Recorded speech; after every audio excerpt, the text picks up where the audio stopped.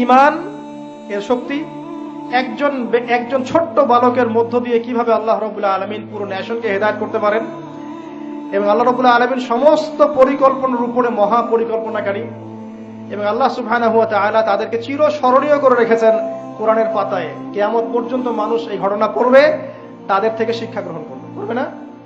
আল্লাহ রাব্বুল আলামিন সবচেয়ে বেশি স্মার্ট না আমরা সবচেয়ে বেশি স্মার্ট? এরপরে আল্লাহ রাব্বুল আলামিন বলছেন যে তারা ঈমান আনা ছাড়া অন্য কোনো অপরাধ করে নাই। এই মুমিন যারা ছিল আগুনে লাফ দিয়েছে, এদের কি কোনো অপরাধ ছিল? এদের কোনো অপরাধ ছিল? কি অপরাধ ছিল? তারা শুধুমাত্র কি ছিল? মুমিন ছিল। ঈমান আনার ফলে তাদের এই পরিণতি হয়েছে। তাদেরকে অগ্নিকুণ্ডে লাফ দিতে তারা বাধ্য হয়েছে। যারা দিয়েছে তারা কি জান্নাতি না জাহান্নামী?